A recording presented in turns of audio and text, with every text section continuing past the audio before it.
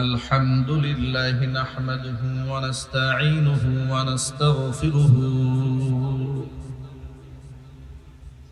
ونعوذ بالله من شرور أنفسنا ومن سيئات أعمالنا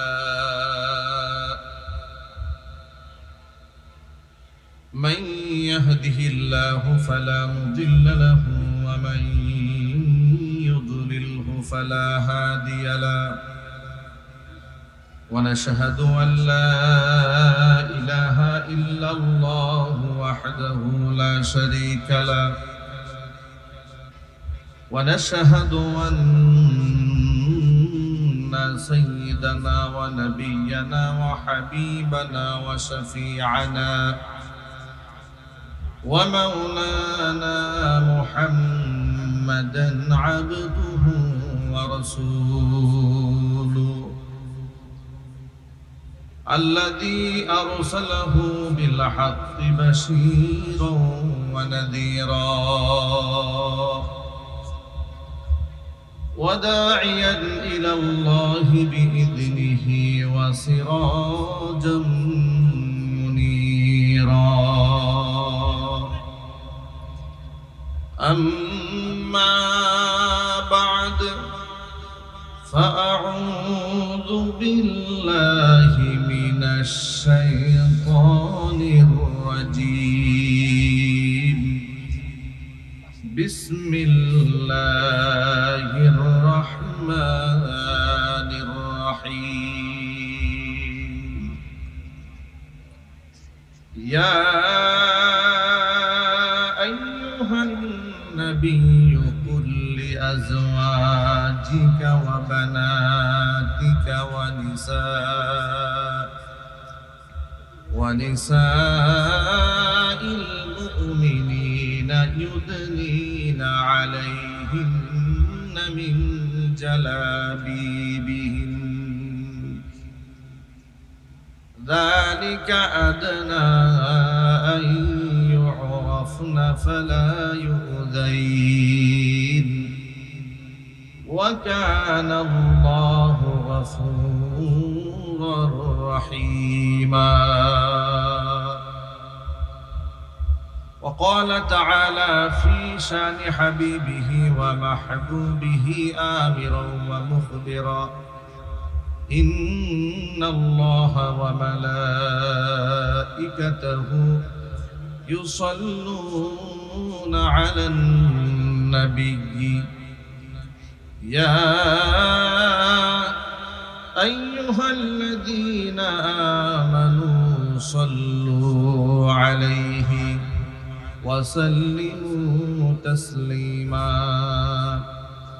اللهم صل على محمد وعلى آل محمد كما صليت على إبراهيم وعلى آل إبراهيم إنك حميد مجيد اللهم بارك على محمد وعلى آل محمد كما باركت على إبراهيم وعلى آل إبراهيم إنك حميد مجيد محبته زبان ছেড়ে দিয়ে সকলে মিলে কিছুক্ষণ জিকির করুন লা ইলাহা ইল্লাল্লাহ লা ইলাহা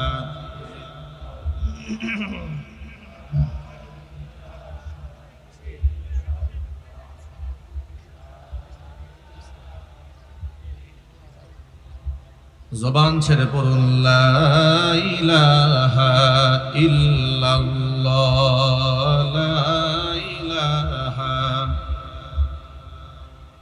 মুহাব্বতে লা ইলাহা ইল্লাল্লাহ লা ইলাহা ইল্লাল্লাহ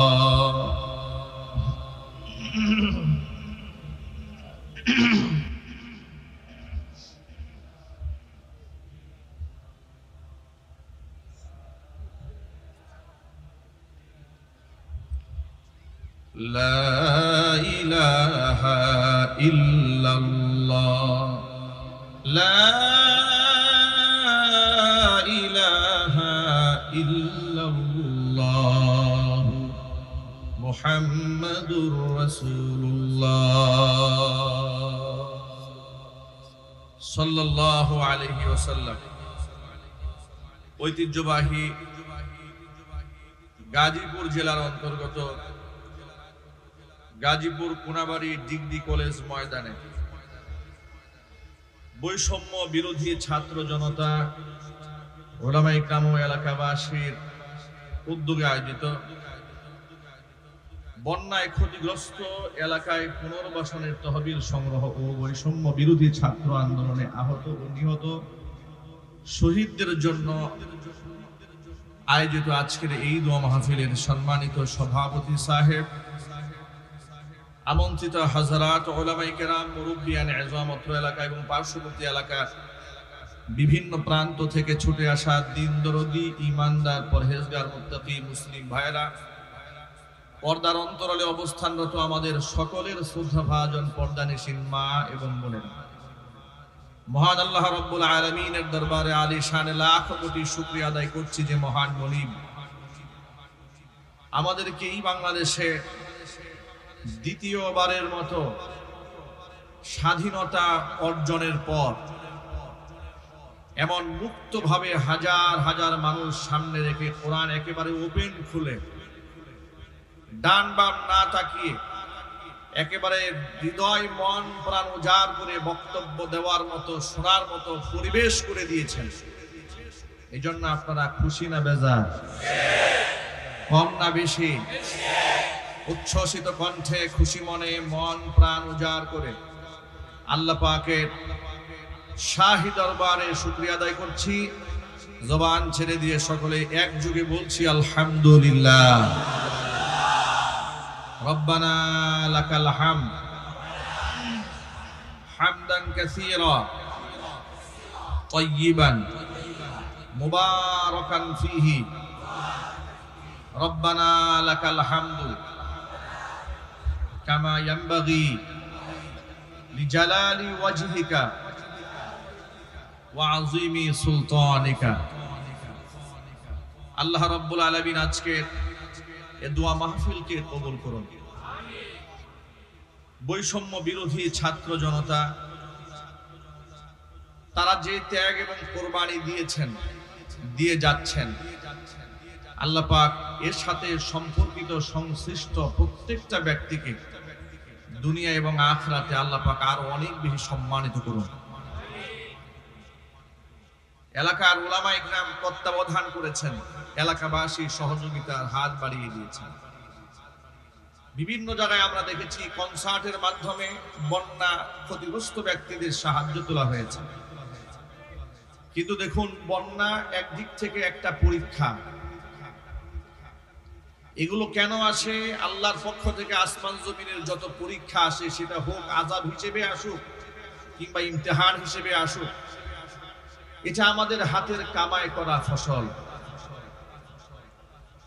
আজকে যে সৃষ্ট বন্যা হয়েছে, এটা হচ্ছে বিগত স্বৈরাচারীর সাথে আমাদের শত্রু রাষ্ট্র ভারতের যে সম্পর্ক ছিল, ওই সম্পর্কের মধ্যে টানাপোড়া শুরু হওয়ার কারণে এই বন্যা তৈরি হয়েছে।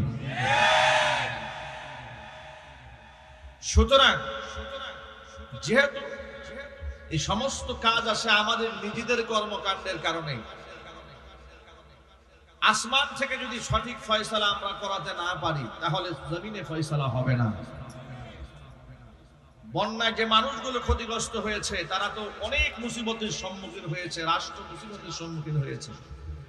এখন তাদের সহযোগিতা করার জন্য যদি আরেকটা নাফরমানির রাস্তা খুলে দেওয়া হয়, যে নাফরমানি করেছিল স্বৈরাচারীরা, মানুষের হক নষ্ট করেছে, অসংখ্য মানুষের অধিকারকে হরণ করেছে, সেই অধিকার হরণ করার কারণে যখন এই দেশের ছাত্র জনতা বা জনসাধারণ রক্তক্ষয়ী সংঘর্ষের মাধ্যমে জীবন বিলিয়ে দিয়ে পঙ্গুত্ব বরণ করে এই দেশ যখন স্বাধীন করেছেন, সেই পাপের প্রায়শ্চিত্ত ভোগ করতে হয়েছে। জালেম সরকারের প্রায়শ্চিত্ত ভোগ করে এই বন্যা আমাদের পোহাতে হয়েছে। এখন আবার যদি এদেশের মানুষ গান বাজনার আয়োজন করে, কনসার্ট করে, এটা তো আরেকটা পাপ হবে। এবার এসছে ভারত থেকে, আর আমরা যদি অন্যায় করি এবার আযাব আসবে আসমান থেকে। কথা বলতে হবে, ঠিক কিনা? বৈষম্য বিরোধী ছাত্র জনতারা তারা ওলামাদের পরামর্শ গ্রহণ করেছেন, তারা দোয়ার আয়োজন করেছেন, তহবিল কালেকশন করেছেন। আপনারা সামনে আরো তাদের এই দান অনুদানের মধ্যে সকলেই অংশগ্রহণ করবেন ইনশাআল্লাহ। আল্লাহ পাক যেন তাদের এই প্রচেষ্টাকে কবুল করেন, মঞ্জুর করেন। চিৎকার দিয়ে কোন আল্লাহুম্মা আমিন। বাংলাদেশ দ্বিতীয়বারের মতো স্বাধীন হয়েছে, স্বাধীনতার স্বাদ আমরা গ্রহণ করছি। একটু চিৎকার দিয়ে এই খোলা আকাশের নিচে মহান মনিবের প্রশংসা করছি, চিৎকার দিয়ে বলছি আলহামদুলিল্লাহ। আমি যে আজকে আপনাদের সামনে এখানে স্টেজে বসে আছি, এটা হচ্ছে আমার এই দ্বিতীয় স্বাধীনতা যে অর্জন করেছি তারই একটা রেজাল্ট মাত্র। তা না হলে এই সেই কলেজ মাঠ, যে মাঠে গত বছর আমার প্রোগ্রাম হওয়ার কথা ছিল, কিন্তু ওরা আমাদেরকে সেই পারমিশন দেয় নাই। দেশ স্বাধীন হয়েছে, একের পর এক আলেমরা মাহফিল করতে চেয়েছে, তাদেরকে বাধা দিয়েছে, ঘর মজলিস ভেঙে টুকরা টুকরা করে দিয়েছে। ওরা ইমামদারদের কলিজাকে টুকরা করেছে, আল্লাহ পাক ওদের ক্ষমতার মস্তককে টুকরা টুকরা করে ছেড়ে দিয়েছে। যারা রাজনীতি করেন তারা রাজনীতির ভাষায় কথা বলবেন।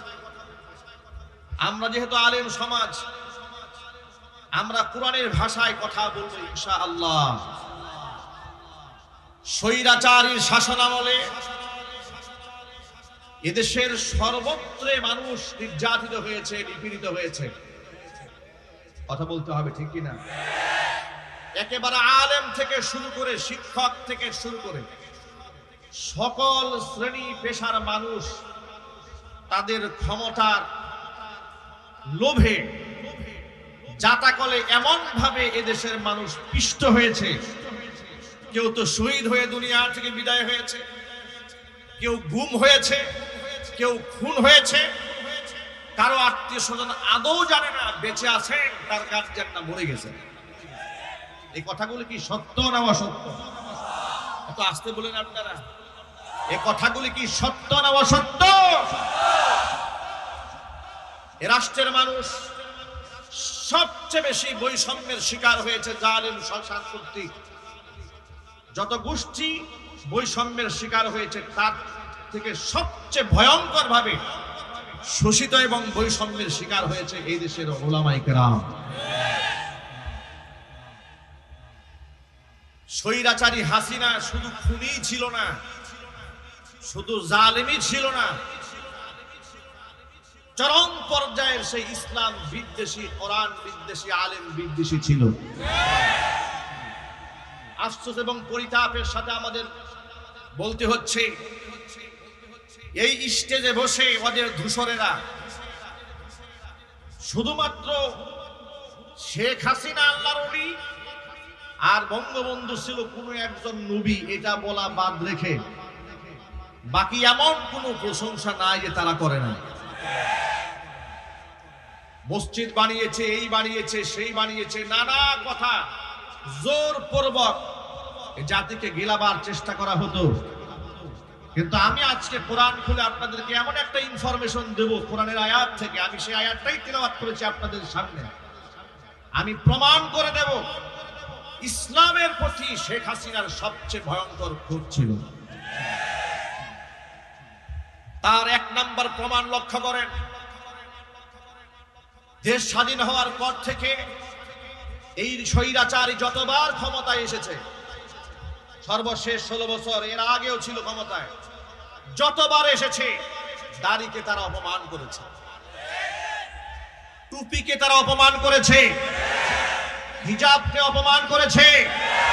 1996 সালে ক্ষমতা এসে কুত্তার মাথায় তারা টুপি পরিয়ে দিয়েছে। ইসলাম বিরোধী এখনো কোনো কর্মকাণ্ড নাই যে ওরা করে নাই। ওরা এই দেশের আলেমদেরকে রাষ্ট্রের শত্রু বানিয়েছিল। দেশের শ্রদ্ধাভাজন সম্মানিত বরেণ্য আলেমদেরকে গরুর রশি লাগিয়ে হ্যান্ডকাপ পরিয়ে বুলেট প্রুফ জ্যাকেট পরিয়ে হাত ডান্ডা বেরি দুই পায়ে পরিয়ে মাথার মধ্যে হেলমেট পরিয়ে যখন আদালতে তোলা হতো, যখন কোমরে রশি বাঁধায় দৃশ্যগুলো আমরা দেখতাম, কিংবা নিজেরাও যখন হাতের মধ্যে, আমার নিজের হাতেও যখন পড়িয়েছে, আমার খুব আফসোস হতো আর মনে মনে ভাবতাম এই না আমরা 90 থেকে 95% মুসলিম দেশে বসবাস করি। 90 থেকে 95% মুসলিম অধ্যুষিত এই বাংলাদেশে সবচেয়ে বেশি নির্যাতিত হয়েছে মুসলমানেরা, চিল্লাই বলতে হবে ঠিক কিনা? বৌদ্ধরা ধর্মীয় স্বাধীনতা ভোগ করেছে, খ্রিস্টানেরা ভোগ করেছে, রাম বামেরা ভোগ করেছে, মুশরিকরা ভোগ করেছে। কলেজের মাঠে মাঠে রাষ্ট্রীয়ভাবে পূজা অনুষ্ঠান করা হয়েছে। বিশ্ববিদ্যালয়ের ছাত্র এবং ছাত্রীরা যেন বাধ্যতামূলকভাবে পূজা অনুষ্ঠানে থাকে, নোটিশ বোর্ড টানিয়ে দেওয়া হয়েছে। পক্ষান্তরে ওই একই মাঠে যখন কোরআনে কারীমের আয়োজন করা হতো, সেখানে 144 ধারা তারা জারি করে দিত। ছোট্ট একটা এক্সাম্পল নেয়, গাজীপুরের রাজবাড়ী জেলা ঈদগাহ ময়দান, এই ঈদগাহ ময়দানে কি না হয়, এখানে কি না হয়, খেলা থেকে শুরু করে, মেলা থেকে শুরু করে, নাচ গান থেকে শুরু করে, কনসার্ট থেকে শুরু করে, রাজনৈতিক মঞ্চ থেকে শুরু করে সব এখানে হয়। এমনকি আউল বাউল ফাউল ভণ্ডদের প্রোগ্রামও সেখানে হয়।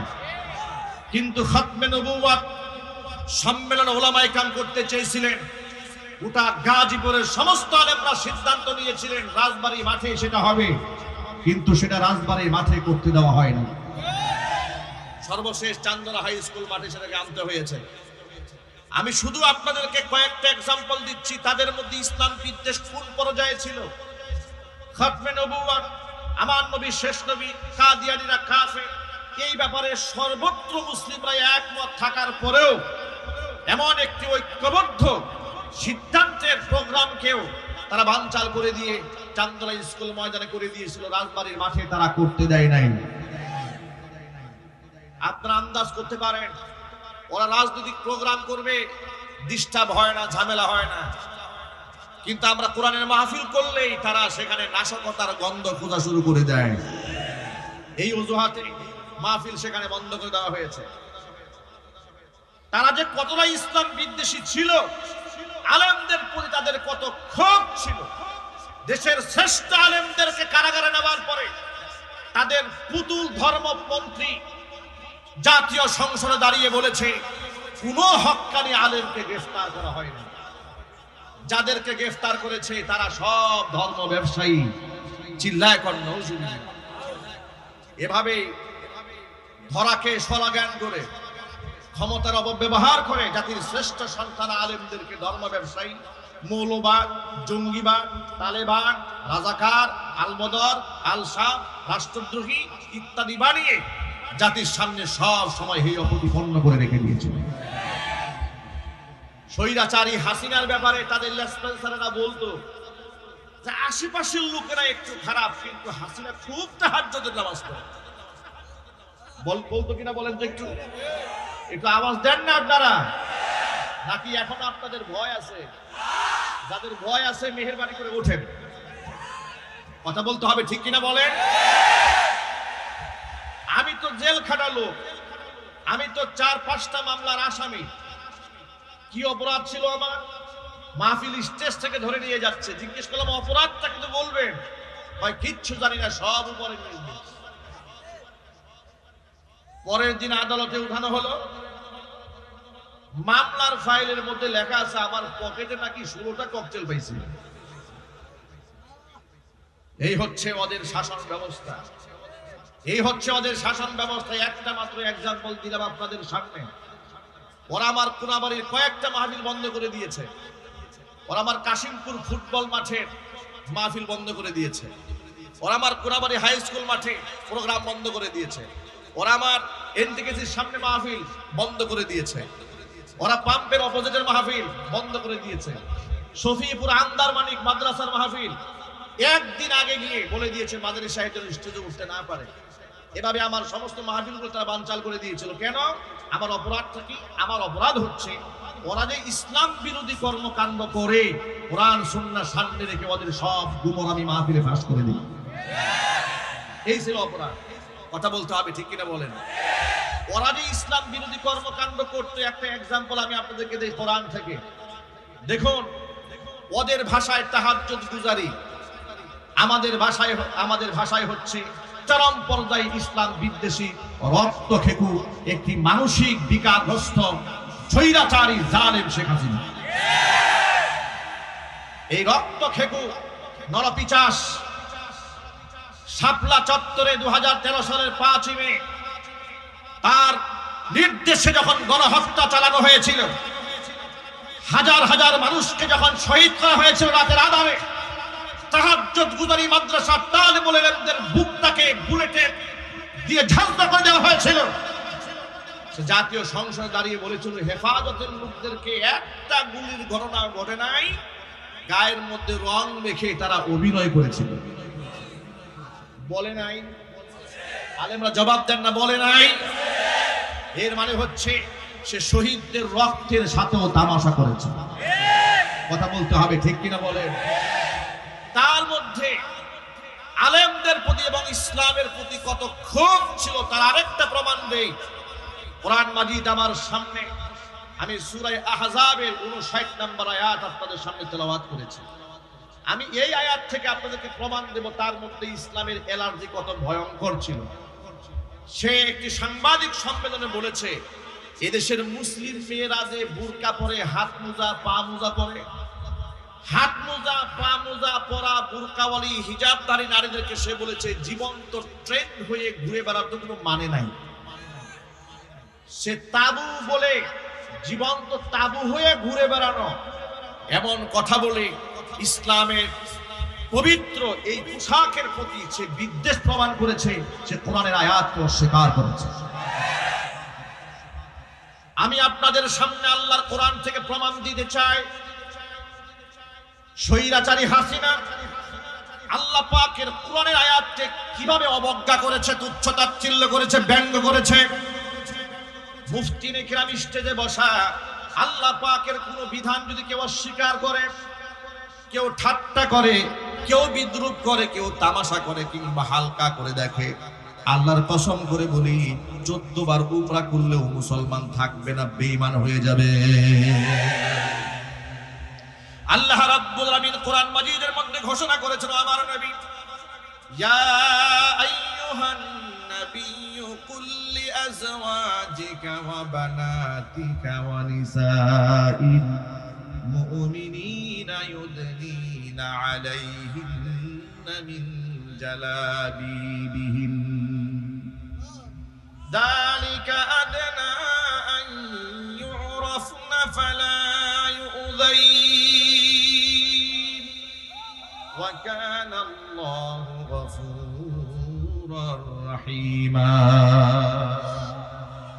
ও নবীজি, কুল্লি আজওয়াজিকা, আপনি আপনার স্ত্রীদেরকে বলুন, ওয়া বানাতিকা, আপনার কন্যাদেরকে বলুন, ওয়া নিসাইল মুমিনিনা, মুমিনা নারীদেরকে বলেন, ইউদনিনা আলাইহিন্না মিন জালাবিবিহিন্না, প্রয়োজনে যখন তারা ঘরের বাহিরে যাবে তারা যেন জিলবাব দিয়ে তাদের দেহটা আবৃত করে নেয়। জিলবাবের এক বচন, জালাবিবুন বহু বচন। জিলবাব মানে হচ্ছে এমন একটা খিমার, এমন একটা চাদর, এমন একটা ওড়না, যে ওড়না এত বড় একটা কাপড় মাথার উপর দিলে গোটা দেহটা আবৃত হয়ে যায়। আমরা আমাদের ভাষায় যেটাকে বুরকা বলি, নিকাব বলি, আল্লাহ পাক নিজে আবার ঘোষণা দিচ্ছেন। কেন এই কথা বললাম শোনো, যালিকা আদনা আন ইউরাফনা ফালা ইউযাইন, যাতে করে এরা স্বাধীনা মুসলিম রমণী অমুসলিমদের থেকে এই মুসলিম রমণীরা যেন আলাদা হয়ে যায়, আলাদা ভাবে তাদের চেনা যায়। এটা হচ্ছে তাদের একটা আইডেন্টিটি। জোরে বলুন সুবহানাল্লাহ। অর্থাৎ বুরকা পরা নারীদেরকে দেখলেই যেন এটা আইডেন্টিফাই করা যায় যে এটা একটা মুসলিম। জবাব দিয়ে বলেন, বোরকা পরা কোন নারীকে দেখলে কি খ্রিস্টান মনে হয়? একটু জোরে বলতে হবে। হিন্দু মনে হয়, বৌদ্ধ মনে হয়, বোরকা দেশাটা দেখলেই মনে হয় এটা উম্মতে মুসলমানের শ্রেষ্ঠ একজন উত্তরাধিকারী। কথা বলতে হবে, ঠিক কিনা? আমার প্রিয় যুবক ভাইরা, আল্লাহ রাব্বুল আলামিন আবার ফজিলতের কথা বলছেন। এক নাম্বার ফজিলত হচ্ছে দাসীদের থেকে, অমুসলিম নারীদের থেকে এই নারীদের একটা আইডেন্টিফিকেশন এর দ্বারা চালু হয়ে যাবে। স্বতন্ত্রভাবে মুসলিম নারীদেরকে চেনা যাবে, এটা এক নাম্বার ফজিলত। দুই নাম্বার হচ্ছে যালিকা আদনা আইয়ুরাফনা ফালা ইউযাইন, এরপরে তাদেরকে উত্তক্ত করা হবে না, ওদেরকে ডিস্টার্ব দেওয়া হবে না, ওদেরকে ইফতিজিং করা হবে না। সুবহানাল্লাহ, আল্লাহু আকবার বলে। এরা ইফতিজিং এর সম্মুখীন হবে না যদি এই ফর্মুলা সে গ্রহণ করে নেয়।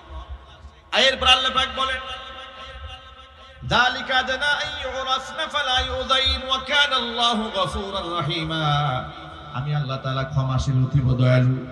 এর মানে এই বয়ান শোনার আগ পর্যন্ত যে সমস্ত আমার মা বোনেরা বোরকা পরে নাই, নিজেকে আবৃত রাখে নাই, নারী উন্নয়নের নামে, নারী স্বাধীনতার নামে, নারী ক্ষমতায়নের নামে এই সমস্ত জাহেলার মূর্খরা, কাফের বেঈমানদের দালালেরা আমার মা বোনদেরকে ধর্ষিতা বানিয়েছে, লাঞ্ছিতা করেছে, অপমানিত করেছে, সম্মান দিতে পারে নাই। কথা বলতে হবে, ঠিক কিনা বলেন? আশ্চর্যের ব্যাপার দেখেন, যে নিকাবের কথা, বোরকার কথা, হিজাবের কথা হুকুম করলেন স্বয়ং আল্লাহ রাব্বুল আলামিন। এই আয়াতের তাফসিরে ইবনে মাসউদ রাদিয়াল্লাহু তাআলা আনহু বলেছেন, এমন একটা পোশাক এখানে পড়তে হবে। মুফাসসিরিনে কেরাম ভিন্ন ভিন্ন তাফসির করেছেন। নারীরা এমন পোশাক পরে বের হবে, চোখ যেন দুইটা দেখা না যায়, যেন একটা দেখা যায়। সুবহানাল্লাহ, এমন কঠিন কঠিন কথাও মুফাসসিরিনে কেরামরা বলেছেন। একটু আন্দাজ করেন তো আপনারা। তাহলে আপনারা এক বাক্যে জবাব দিয়ে বলেন, একেবারে আপাদমস্তক ঝেঁকে রাস্তায় বের হওয়ার বিধান হুজুররা দিয়েছেন না আল্লাহ দিয়েছেন? আল্লাহর নাম বলতে কষ্ট হচ্ছে আপনাদের? চিৎকার দিয়ে বলুন না, কে দিয়েছেন জুড়ে বলেন। এবার হিজাব এবং পর্দার আয়াত নাজিল হওয়ার পরে সর্বপ্রথম প্র্যাকটিস আল্লাহর নবী তার পরিবারের মধ্যে কিভাবে করেছেন লক্ষ্য করেন।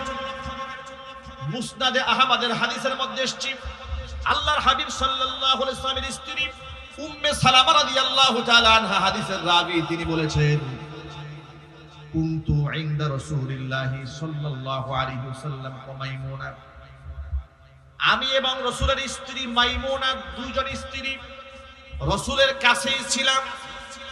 ঠিক এই মুহূর্তে আল্লাহ নবী সাল্লাল্লাহু আলাইহি ওয়াসাল্লামের অন্ধ সাহাবী আব্দুল্লাহ ইবনে উম্মে মাকতুম রাদিয়াল্লাহু তাআলা আনহু আমাদের সামনে এলেন। ফাদাখালা আলাইহি, হুজুরের সামনে এসে হাজির হয়ে গেলেন। আর এই ঘটনা ঘটেছে পর্দার আয়াত নাজিল হওয়ার পরে। ওয়াযালিকা বা'দা আন আমারনা বিল হিজাব, পর্দার আয়াত নাজিল হওয়ার পরে এমন ঘটনা যখন ঘটলো যে আমরা রাসূলের পাশেই ছিলাম, এমন সময় অন্ধ সাহাবী এসেছে। নবীজি আমাদেরকে ডাক দিয়ে বললেন, ইহতাজিবা মিনহু, ও উম্মে সালামা ও মাইমুনা, তোমরা এই অন্ধ সাহাবী থেকে পর্দার আড়ালে চলে যাও। সুবহানাল্লাহ বলুন। দৃষ্টিহীন সাহাবী তিনি এসেছেন, আর আল্লাহ রাসূল বললেন, ইহতাজিবা মিনহু, উম্মে সালামা ও মাইমুনা, দুজনেই তোমরা এই অন্ধ সাহাবী থেকে পর্দার আড়ালে চলে যাও। এই কথা বলার পরে উম্মে সালামা রাদিয়াল্লাহু তাআলা আনহা বলছেন, ইয়া রাসূলুল্লাহ, আলাইসা হুয়া আ'মা লা ইউবসিরুনা ওয়া লা ইয়ারিফুনা, তিনি কি অন্ধ নন? তিনি তো আমাদেরকে দেখবেন না, তিনি তো আমাদেরকে চিনতেও পারবেন না। নবীজি সাল্লাল্লাহু আলাইহি ওয়াসাল্লাম বললেন, সে তো অন্ধ, এটা তো বুঝতে পারলাম। আফা আমিয়া ওয়ানি আনতুমা আলাস্তুমা তুবসিরানি, সে অন্ধ বুঝতে পারলাম, তোমরা দুজনে তো অন্ধ নও, তোমরা তো পরপুরুষকে দেখতে পাবে। আল্লাহু আকবার কি বাড়ি গিয়ে বলবেন?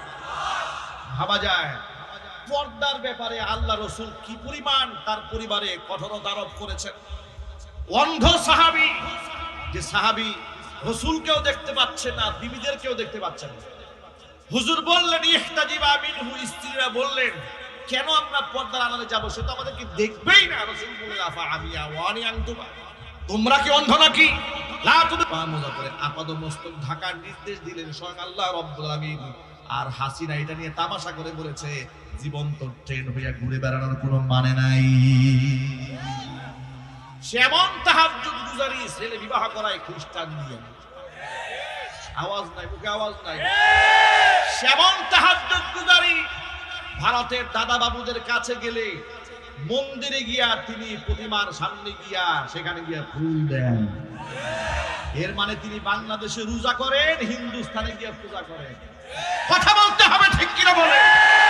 তাহলে এর দ্বারা প্রমাণ হয় শেখ হাসিনা ধার্মিক ছিল না, তার চাইতে ধর্ম ব্যবসায়ী ভণ্ড এই জাতির মধ্যে আর কেউ ছিল না। আল্লাহ পাকের কোরআনে কারিমের আয়াতকে সে ব্যঙ্গ করেছে, বিদ্রূপ করেছে। শুধু কি তাই, 2011 সালে নারী উন্নয়ন নীতিমালা 2011 প্রণয়ন করার যখন খসড়া করলো, খসড়ার মধ্যে কি করলো? খসড়ার মধ্যে করেছে যে নারী পুরুষের সমান অধিকার, এই সমান অধিকার সব জায়গায় থাকবে। এমন কি ইসলামের যে পারিবারিক আইন আছে, ওয়ারিশ সূত্রে যে মালিকানা লাভ করে, একটা ছেলে সমান সমান দুইটা মেয়ে, এই যে বিধান আছে ইসলামে, আছে না? একটু জোরে বলতে হবে। নারী উন্নয়ন নীতিমালা 2011 এটা প্রণয়ন করে কোরআনে কারিমের এই আয়াতকে ভেঙে দিয়ে তিনি চাইলেন যে না, কেউ কম বেশ পাবে না, সন্তানরা যেখানে যা আছে একবারে ছেলেও যা পাবে মেয়েও তা পাবে। নাউজুবিল্লাহ, আসতে বলেন। এই কথা বলার পরে তৎকালীন যুগে মুফতি আমিনী রাহমাতুল্লাহি আলাইহি বাংলার সিংহ পুরুষ ছিলেন। তিনি পেট পূজারী আলেম ছিলেন না, ধান্দাবাজ আলেম ছিলেন না। বাংলাদেশে আমরা এমন আলেমদেরকে দেখেছি ইসলামের জন্য, কোরআনের জন্য জেল খাটে, জরিমানা দেয়। আবার এমন আলেমকে দেখেছি ওই সমস্ত জাহেল বাতিল জালেমদের সাথে গলায় গলায় পিড়ি। এই ভণ্ড মৌলবীগুলা সমাজে আছে, এমন বহুত মৌলবী আছে ওই সমস্ত নাস্তিকদের মনোরঞ্জনের জন্য মিম্বারে বসে কোরআন সুন্নাহর এই বক্তব্যগুলো টু শব্দ জাতির সামনে উচ্চারণ করে না। কথা বলতে হবে তো, ঠিক কিনা বলেন? নারী উন্নয়ন নীতিমালা 2011 এটা যখন খসড়া করা হয়েছিল, তৎকালীন যুগের সিংহ পুরুষ মুফতি আমিনী রাহমাতুল্লাহি আলাইহি, আল্লাহ পাক তার বেহেশতের মধ্যে সর্বোচ্চ সম্মান আল্লাহ পাক তাকে দান করেন। এই সিংহ পুরুষ গর্জে উঠলেন, তিনি বললেন না, এই আইন বাস্তবায়ন করতে দেওয়া হবে না। তিনি তো কাউকে তুয়াক্কা করে কথা বলতেন না, কারণ তিনি তো তেলবাজ আলেম ছিলেন না। ঠিক ওই সময় আমি জুমার খুতবা দেই কাদের মার্কেট বাজার মসজিদে, যেখানে ফরিদউদ্দিন রহমানী বর্তমানে নামাজ পড়াচ্ছে। আমি তখন ওই মসজিদের খতিব। এটা নিয়ে গোটা বাংলাদেশে উলফার শুরু হয়ে গেল। মুফতি আমিনী রাহমাতুল্লাহি আলাইহি তখন বললেন কোরআন শরীফের আয়াত দিয়া যে আল্লাহ রাব্বুল আলামিন সূরা নিসার 11 নম্বর আয়াতে বলেছেন, ইউসিকুমুল্লাহু ফি আওলাদিকুম লিযযাকারি মিসলু হাযযিল উনসায়াইন।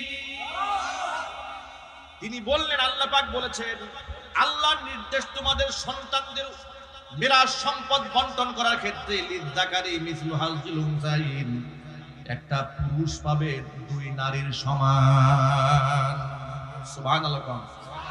এই কথার ব্যাখ্যা আপনাদের বুঝাতে হলে, একটু বুঝতে হলে একটু ব্যাখ্যা করে বলতে হবে, তাহলে আপনারা খুব সহজে বুঝবেন। আচ্ছা, নারীরা যা পাবে একটা ছেলে তার দ্বিগুণ পাবে, এটা করে কি আল্লাহ পাক নারীদের উপর জুলুম করেছেন? একটু জোরে বলতে হবে।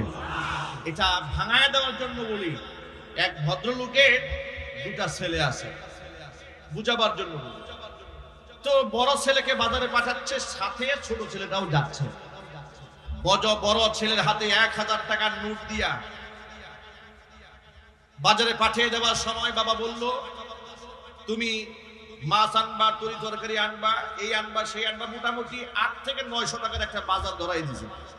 তালিকা ধরিয়ে দিয়েছে। আর ছোট্ট ছেলে সেও সাথে গেছে, শুধু মনস্তুষ্টির জন্য তার হাতে 500 টাকা দিয়েছে, কিন্তু ওর হাতে বাজারে কোনো স্লিপ নাই, বাজার করার কোনো দায়িত্ব নাই। আপনারা কি মনে করেছেন এখানে বেশি দিয়েছে কাকে, বড় ছেলে কিনা ছোট ছেলে কিনা?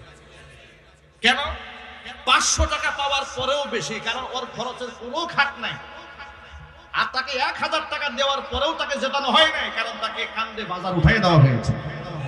কথা বলতে হবে, ঠিক কিনা বলেন? এখন আপনারা বলেন, এখানে কি পিতা ছোট ছেলের উপর জুলুম করেছে? 500 টাকা দিয়ে কি জুলুম করেছে? এই সহজ উদাহরণটা যদি বুঝে থাকেন, এবার নারী আর পুরুষের ব্যবধানটা একটু বুঝুন। ইসলামী শরীয়তে একটা পুরুষ যখন সে বালেগ হয়ে যায়, পিতার উপর তার কোনো দায়িত্ব থাকে না। একটা ছেলে যখন বালেগ হয়ে যায়, তার উপর তার বাবার কিংবা মায়ের দায়িত্ব, ফরজ দায়িত্ব থাকে না যে তাকে খাওয়াতে হবে, পড়াতে হবে, ভরণ পোষণ দিতে হবে। ফরজ দায়িত্বের হুকুম গ্রহীত হয়ে যায়। এবার সে নিজের দায়িত্ব নিজের কাঁধে, 1 নাম্বার দেখে লক্ষ্য করেন। 2 নাম্বার হলো সে বিবাহ করতে যাবে, মহারণা দেওয়ার দায়িত্ব, কিন্তু তার নিজের বউয়ের মহারণা দেওয়ার কোনো দায়িত্ব নাই। কথা বলতে হবে, ঠিক কিনা? এর মানে হচ্ছে যত বাজার আছে সব খরচ কার উপরে? পুরুষের উপরে। কার উপরে জন্য বলে? পুরুষের উপরে। কিন্তু নারীকে যা দেওয়া হয়েছে, সে বাবার কাছ থেকে পেয়েছে, ভাইয়ের কাছ থেকে পেয়েছে, ছেলের কাছ থেকে পেয়েছে, যা পেয়েছে পুরোটাই পুঞ্জীভূত, খরচের কোনো খাত নাই। তার চিকিৎসার প্রয়োজন, স্বামী তার চিকিৎসা কাজ বহন করবে।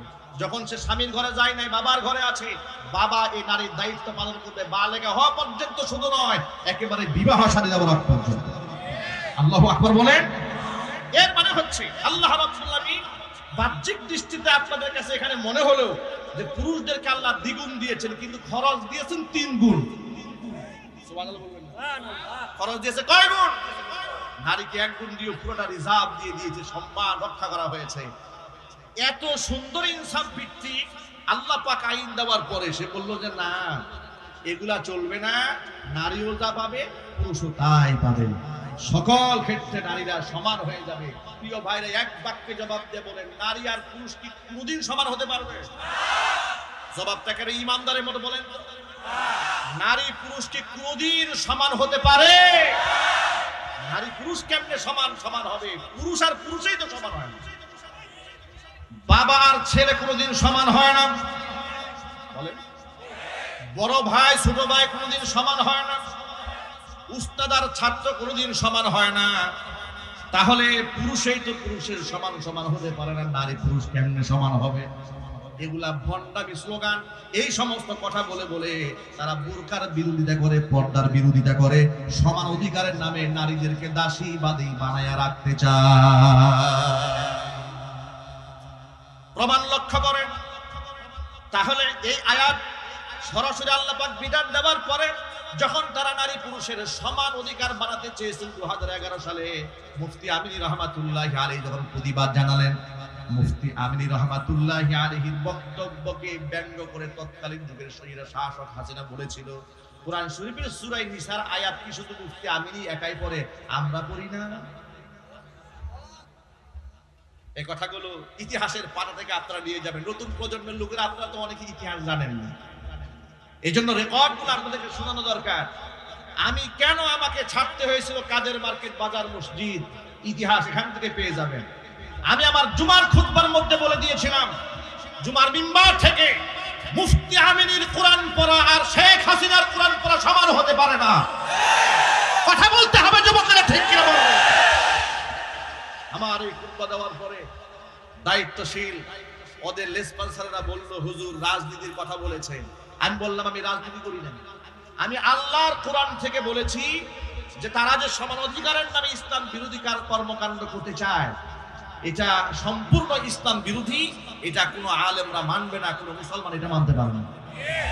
সর্বশেষ চাপের মুখে আমাকে কাদের মার্কেট, বাজার, মসজিদ ছাড়তে হলো।